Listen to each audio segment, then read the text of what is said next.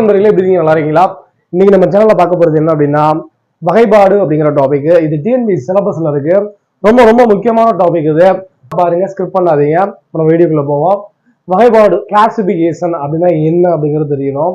First உயிரினங்களை classification பண்ணது யார் அப்படின்னா அரிஸ்டாட்டில் அப்படிங்கிறவர் தான் கிளாசிபிகேஷன் பண்றாரு.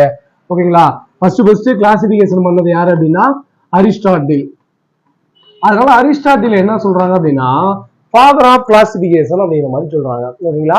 ஃபாதர் ஆஃப் கிளாசிபிகேஷன், அதாவது வகைப்பாடுகளின் தந்தை யார் அப்படின்னா அரிஸ்டாட்டில்.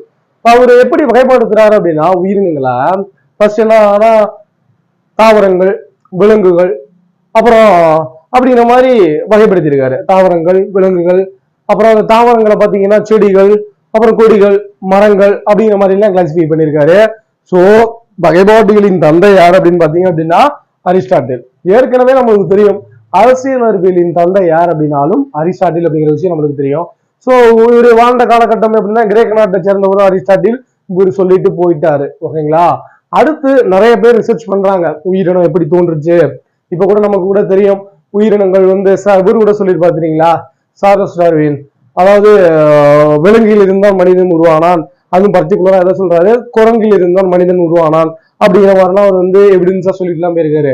இது மாதிரி பல்வேறு காலகட்டத்துல வாழ்ந்த அறிஞர்கள் மனுஷன் எப்படி உலகத்துல உயிர் எப்படி தோன்றுச்சு அப்படிங்கிற மாதிரி ரிசர்ச் பண்றாங்க.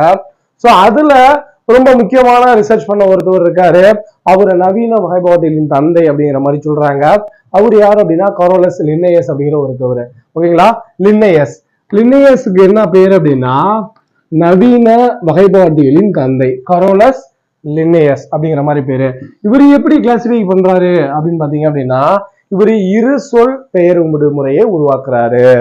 ஓகேங்களா? அது என்ன இரு சொல் பெயரிடும் முறை அப்படின்னா, இப்ப நம்ம இந்தியாவில இருக்கோம். நமக்கு இப்ப எனக்கு பேர் இருக்கு, இப்ப எனக்கு ஒரு பேர் இருக்கு, எல்லாத்துக்கும் நம்மளுடைய எல்லாத்துக்கும் ஒரு பேர் இருக்கு.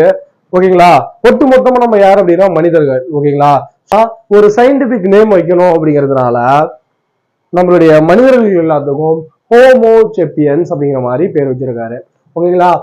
அது மாதிரி கிட்டத்தட்ட தாவரங்களுக்கு இப்ப தவளை எல்லாத்துக்குமே ஊர்வன பரப்பன எல்லாத்துக்குமே இருசொல் பெயரிடும் முறையை உருவாக்கியவர் யார் அப்படின்னா கரோலஸ் லின்னேயஸ். நல்லா ஞாபகம் வச்சுக்கோங்க. இருசொல் பெயரிடும் முறையை உருவாக்கியவர் யார் அப்படின்னா கரோலஸ் லின்னேயஸ். இவர் எப்படி பிரிச்சிருக்காரு அப்படின்னா ஃபர்ஸ்ட் வேர்ல்டு கிங்டம் அப்படிங்கிற மாதிரி பிரிச்சு உலகம், அப்புறம் தொகுதி, அப்புறம் என்ன பண்ணிருக்காரு வகுப்பு, அப்புறம் துறை, அப்புறம் குடும்பம், பேரினம், சிற்றினம் அப்படிங்கிற மாதிரிலாம் பிரிச்சிருக்காரு. ஓகேங்களா? இது கூட கேள்வி கூட கேட்கறதுக்கான வாய்ப்புகள் இருக்கு. இது எப்படி பிரிச்சிருக்காரு அப்படின்னா ஃபர்ஸ்ட் கிங்டம் உலகம் அப்படிங்கிற மாதிரி பிரிச்சுட்டு வகுப்பு, அப்புறம் துறை, அப்புறம் குடும்பம், பேரினம், சிற்றினம் அப்படிலாம் பிரிச்சது யாரு அப்படின்னா கரோலஸ் லின்னேயஸ். ஸோ இவர் ரிசர்ச் பண்ணிட்டு போகிறாரு. இவர் வாழ்ந்த காலகட்டத்துல அதற்கு பிறகு ஒரு சில அறிஞர்கள் உயிரினங்கள் எப்படி தோன்றுச்சு அப்படிங்கிற மாதிரி ஆராய்ச்சி பண்ணிட்டு இருக்காங்க. அதுல ரொம்ப ரொம்ப முக்கியமான ஒருத்தவர் யார் அப்படின்னா R.H. விட்டேக்கர் அப்படிங்கிற ஒருத்தவர். R.H. விட்டேக்கர். என்னது? R.H. விட்டேக்கர். இவரு தான் ரொம்ப முக்கியமான விஷயம். இவருடைய இதை தான் பேஸ் பண்ணி நம்ம சொல்லிட்டு இருக்காங்க. இவரு கண்டுபிடிச்சது என்ன அப்படின்னா 5 உலக வகைப்பாடு. ரொம்ப ரொம்ப முக்கியம். 5 உலக வகைப்பாடை கண்டுபிடிச்சது யார் அப்படின்னு அடிக்கடி கேள்வி கேட்டிருக்காங்க. ஓகேங்களா? ஸோ 5 உலக வகைப்பாடை கண்டுபிடிச்சது யாருன்ட்டு அடிக்கடி கேள்வி கேட்டிருக்காங்க. ஸோ அதனால தெரிஞ்சு வச்சுக்கோங்க. 5 உலக வகைப்பாடை கண்டுபிடிச்சது யார் அப்படின்னா R.H. விட்டேக்கர். ஓகேங்களா? இந்த 5 உலகம் என்ன அப்படிங்கிற மாதிரி கேள்வி கேட்பாங்க. ஈஸியா புரிஞ்சுக்கலாம். ஒன்னுக்கு பேரு என்னன்னா ஃபர்ஸ்ட் கிளாசிஃபை பண்ணது முனிரா அப்படிங்கிற மாதிரி கிளாசிஃபை பண்ணியிருக்காரு. 2 புரஷிரா அப்படிங்கிற மாதிரி கிளாசிஃபை பண்ணியிருக்காரு. 3 பூஞ்சை அப்படிங்கிற மாதிரி கிளாசிஃபை பண்ணியிருக்காரு. ஓகேங்களா? 3 என்ன கிளாசிஃபை பண்ணியிருக்காரு? பூஞ்சை. அடுத்து 4 அப்படிங்கறது எப்படி கிளாசிஃபை பண்ணியிருக்காரு அப்படின்னா தாவரம் அப்படிங்கிற மாதிரி கிளாசிஃபை பண்ணியிருக்காரு. 5 எப்படி கிளாசிஃபை பண்ணியிருக்காரு அப்படின்னா விலங்குகள், அதாவது அனிமாலியா அப்படிங்கிற மாதிரி சொல்லுவாங்க. இது ஆங்கிலஸ் மொனிரா, புரஜிஸ்ட்ரா, பங்கி, பிளான்டா, விலங்கு அப்படிங்கிற மாதிரி பிரிச்சது யாரு அப்படின்னா R.H. விட்டேக்கர். நல்லா ஞாபகம் வச்சுக்கோங்க. R.H. விட்டேக்கருடைய 3வது கிங்டம் எதுன்னு கேட்பாங்க, பூஞ்சைன்னு சொல்லணும். ஓகேங்களா? 4வது கிங்டம் எது அப்படின்னா தாவரம், 5 என்ன அப்படின்னா விலங்கு அப்படிங்கிற மாதிரி நம்மளுக்கு சொல்ல தெரியணும். எல்லாம் ஞாபகம் வச்சுக்கோங்க. கண்டிப்பா இந்த கேள்வி எல்லாம் அடிக்கடி கேட்டிருக்காங்க. அதாவது வகைப்பாடுகளின் தந்தை யார் அப்படின்னா அரிஸ்டாட்டில். நவீன வகைப்பாடுகளின் தந்தை யார் அப்படின்னா கரோலஸ் லின்னேயஸ். ஐந்துல வகைப்பாடை கொண்டு வந்தது யாரு அப்படின்னா RH விட்டேக்கர். ஐந்துல வகைப்பாடுல 3வது உலகம் எது அப்படின்னா பூஞ்சை, 4 தாவரம், 5 விலங்கு அப்படிங்கிறது தெரிஞ்சு வச்சுக்கணும். அடுத்து என்ன பண்றாங்க அப்படின்னா இந்த விஷயம் தான் நீங்க எல்லாம் ஞாபகம் வச்சுக்கணும். ஏன் இந்த விஷயத்த நான் ஞாபகம் வச்சுக்க சொல்றேன் அப்படின்னா பயாலஜில இந்த ஒரு விஷயம் தெரிஞ்சிருச்சு அப்படின்னா தாவரத்தை பத்தி எப்படி கிளாசிஃபை பண்ணிட்டோம் அப்படிங்கிற விஷயம் தெரிஞ்சிச்சுன்னா ஈஸியா நம்மளுடைய 6th to 12th உள்ள ஸ்கூல் புக்கே நம்ம ஈஸியா முடிச்சிடலாம். அதே போல விலங்குகள் அப்படிங்கிற டாபிக்கை எப்படி கிளாசிஃபை பண்ணிருக்காங்கன்னு தெரிஞ்சா 6th to 12th உள்ள இருக்கக்கூடிய அனைத்து சுவாலஜி கொஸ்டின்ஸும் உங்களுக்கு ஈஸியா புரிஞ்சிடும். ஸோ ஃபண்டமெண்டலா எப்படி நம்ம வந்து சின்ன கிளாஸ்ல நம்ம எழுத்துக்கூட்டி படிக்கிறதுக்கு முக்கிய காரணமா இருக்கிறது எது அப்படின்னா இப்ப நம்ம தமிழ் எடுத்துக்கிட்டீங்கன்னா உயிரெழுத்துக்கள், உயிர்மெய் எழுத்துக்கள் இதெல்லாம் நமக்கு காரணமா இருக்கு. அதே போல ஆங்கிலத்துல நம்ம படிக்கிறோம் அப்படின்னா அது காரணம் வந்து என்னது அடிப்படை நம்ம லெட்டர் தெரியும். ஸோ அது போல எந்த ஒரு விஷயமா இருந்தாலும் படிக்கும்போது நம்ம ஒரு பேஸ் ஒரு கோர் நாலேஜ் டெவலப் பண்ணிட்டு படிச்சோம் அப்படின்னா கண்டிப்பா எக்காரணத்தை கொண்டு நம்மளுக்கு மறக்காது. ஓகேங்களா? ஸோ அதனால ஒரு இயந்திரத்தனமா படிக்காதீங்க, புரிஞ்சுக்கிட்டு படிங்க, லேட்டானாலும் பரவாயில்ல. ஓகேங்களா? இப்ப தாவரம் அப்படிங்கிறத எப்படி கிளாசிஃபை பண்ணிருக்காங்க அப்படின்னா இந்த இதுக்கு ஒரு இது சொல்றேன். நான் டிஎன்பிஎஸ்சிக்கு படிச்சுட்டு இருந்த காலகட்டத்துல குரூப் 4 எக்ஸாம் கிளியர் பண்ணி இப்ப நான் ஒர்க் பண்ணிட்டு இருக்கிறது வேலைக்கு போய் ஒரு 10 வருடத்தை தாண்டிடுச்சு. ஸோ எதுக்காக நான் சொல்ல வரேன், நான் படிக்கிற காலகட்டத்துல போகும்போது என்னை ஒருத்தவர் ஒரு விமர்சனம் பண்ணாரு. என்னன்னா அவர் படிச்சுட்டு இருந்தாரு இந்த 12th சுவாலஜி புக்ல இந்த ஏரியா அதாவது வகைப்பாடு அப்படிங்கிற டாபிக் படிச்சுக்கிட்டு இருந்தாரு. அதுல வந்து கேட்டார் ஒரு கேள்வி. அப்பதான் ஃபர்ஸ்ட் ப்ரெஷரா போய் என்ற ஆகுறேன், கிரிப்டோ கேம்ஸ்னா என்ன, பெனரோ கேம்ஸ்னா என்ன அப்படிங்கிற மாதிரி கேள்வி என்ன கேட்டாரு. கண்டிப்பா எனக்கு அதுக்கு ஆன்சர் தெரியல. அதுக்கப்புறம் எனக்கு தெரிஞ்சிச்சு ஆன்சரு.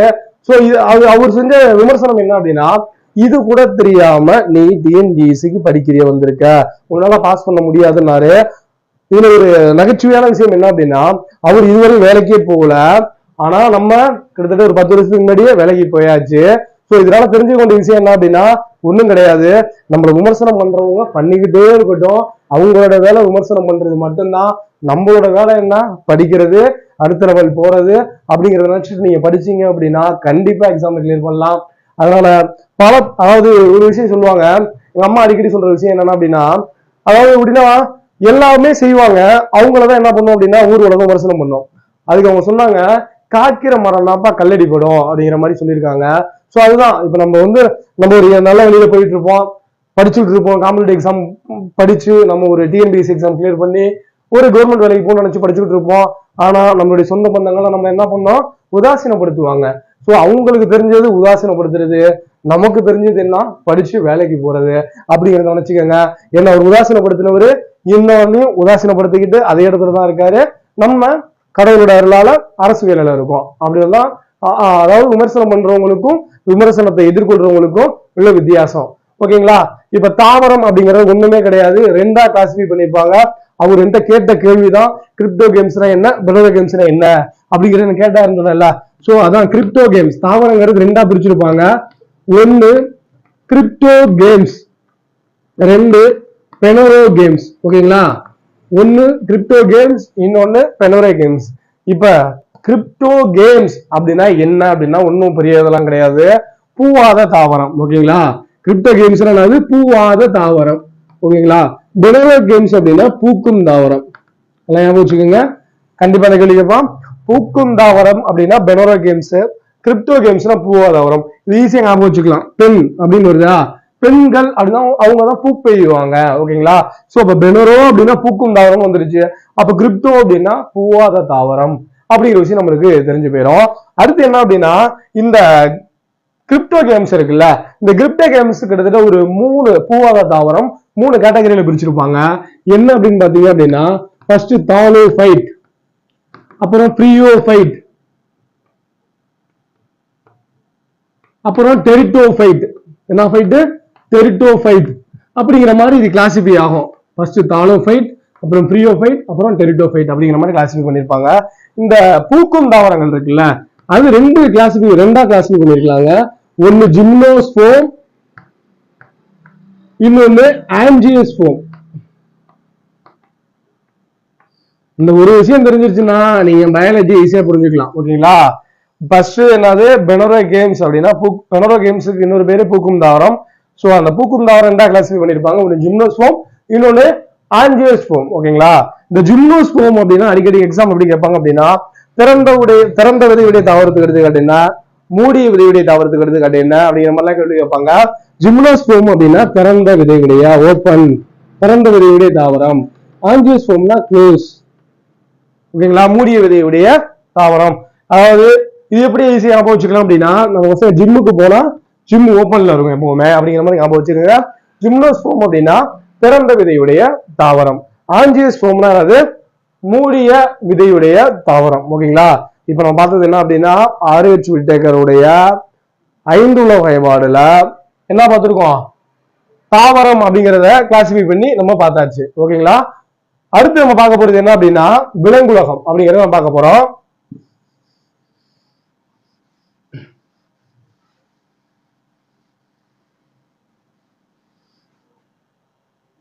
விலங்குலகம் அப்படின்னா ஒண்ணுமே கிடையாது.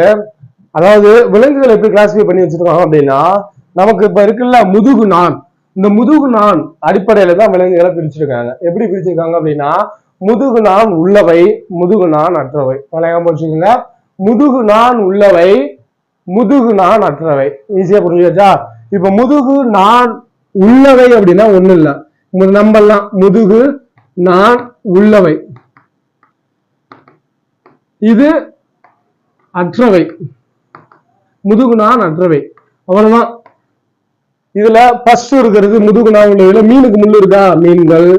அப்புறம் இருவாளிகள், இருவாளிகள் எடுத்துக்காட்டுனா தவளை இதெல்லாம். அடுத்து ஊர்வன, பாம்பு, பல்லி இதெல்லாம். அடுத்து 4 பறவை. 5 யார் அப்படின்னா நம்மளுடைய பாலூட்டிகள். பாலூட்டிகள் நம்ம தான். ஓகேங்களா, இதெல்லாம் முதுகு நான் உள்ளவை. நல்லா ஞாபகம் வச்சுக்கோங்க, முதுகு நாள் உள்ளவை அப்படின்னா இப்படிதான் கிளாசிஃபை பண்ணிருக்காங்க. ஃபர்ஸ்ட் கேட்டகரியில மீன், அப்புறம் இருவாழ்விகள், அப்புறம் ஊர்வன, அப்புறம் பரப்பன, அப்புறம் பாலூட்டி. அடுத்து இந்த முதுகு நான் அற்றவை அப்படின்னா நிறைய கிட்டத்தட்ட ஒரு 7-8 கிளாசிஃபை பண்ணி வச்சிருக்காங்க. அதுக்கு கேள்வி கூட கேட்கறதுக்கான வாய்ப்புகள் இருக்கு. ஒண்ணு கிடையாது. அதாவது எப்படின்னா ஹைட்ரா அப்படின்னு ஒண்ணு சொல்லுவாங்க.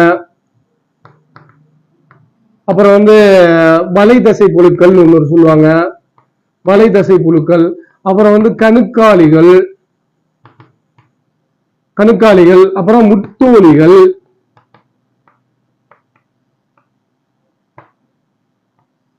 அப்புறம் புழு. இந்த கேட்டகரியில இதெல்லாம் சொல்லுவாங்க. இது ஒவ்வொன்றுக்கும் ஒரு எடுத்துக்காட்டு இருக்கு. இப்ப உருளை புழுக்கு எடுத்துக்காட்டு அப்படின்னா நாடாப்புழு, முத்தோலிகள் அப்படின்னா நட்சத்திர மீன், கணுக்காலிகள் அப்படின்னா அந்த தேளு இந்த இதெல்லாம் போகும்ல, ஒரு 6 காலம் வச்சுக்கிட்டு அப்படி நடந்து போறதுலாம் கணுக்காலிகள். வலைதசை புழுக்கள்லாம் மண்புழு. ஹைட்ரா அப்படிங்கிறது கடல் பஞ்சு.